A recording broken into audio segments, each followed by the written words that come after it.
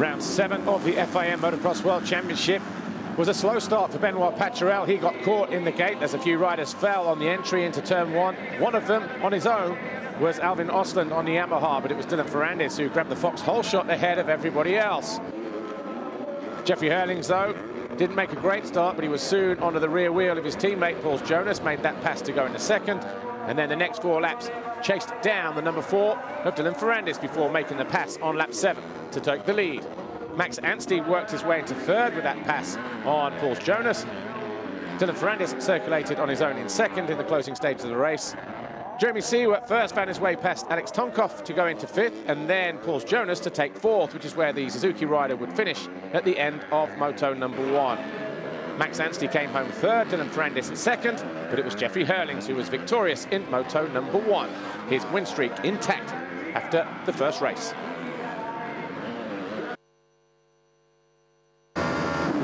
MXGP race 1. Tony Cairoli charged down the inside of Charlier, who ran wide, and it was Cairoli who grabbed the Fox hole shot ahead of the Frenchman. Romain Febvre got bumped by his teammate on the first lap and was down in 29th place when he remounted. Max Nagel got passed by the 243 of Tim Geiser, who then went after Charlier and got himself into 2nd. He went after Cairoli, thought he made the pass stick here in what was a dramatic MXGP first moto. Cairoli immediately responded and put the Slovenian back in his place. Geiser came back for more, so too did Cairoli, and it was real bar-to-bar stuff. Meanwhile, Romain Febvre found his way past Podezek on a way to 10th, but it was Cairoli who took his first race win in almost a year. Geiser was 2nd, Nagel was 3rd.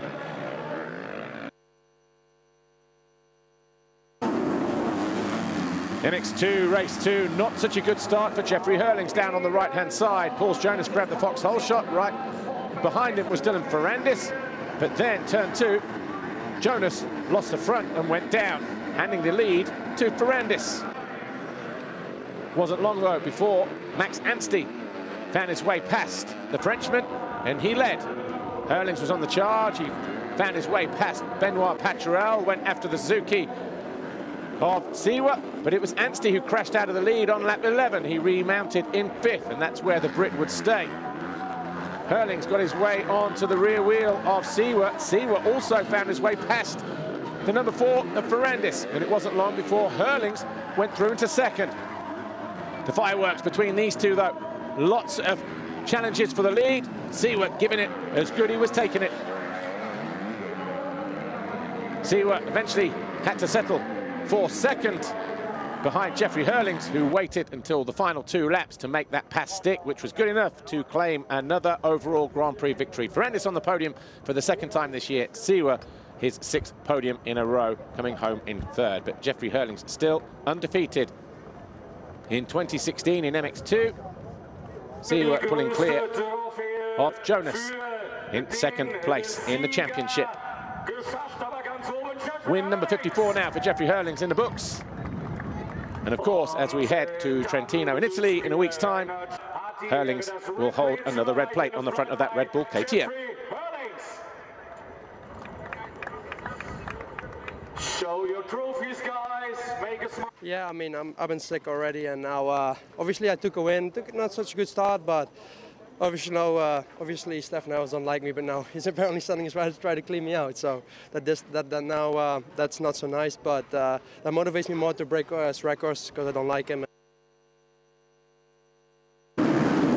Final race of the day, MXGP race 2 was an explosive one. All kinds of stuff happening. Cairoli grabbed the Fox hole shot. Christophe Charlier went down in the turn with Stephen Leroy and Milko Podezek and a couple of other riders, but it was Cairoli who led. Bobryshev was 2nd, Geiser was in 3rd, but those two would touch wheels at the end of lap 3, coming out of turn 4 here. Bobryshev bounced out of the turn. Geiser, wrong place, wrong time. He crashed out to 9th, picked himself up. Jeremy Van Hoorbeek, though, had no chance. He got blown off track whilst in 6th at around the midpoint of the race. The Yamaha rider would not take any more part. Geiser made a move on Nagel, who made a slight mistake himself.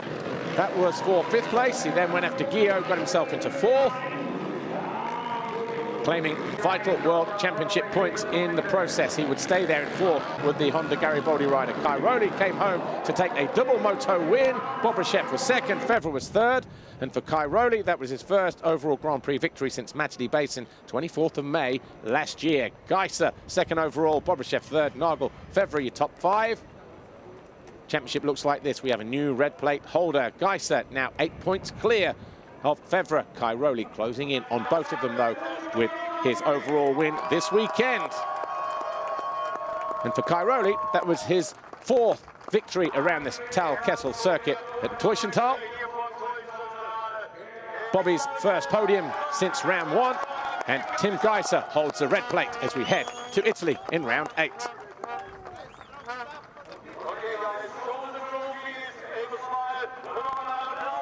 Since Latvia, I feel a little bit better now. My arm is recovering very good. My power is getting stronger and stronger. So I know I can ride fast. Depends for how long. That's a question. But on this track, you know, very technical. I could express myself very good, and I could have two good starts and win the qualification race, win 2 motos. So it's a perfect weekend.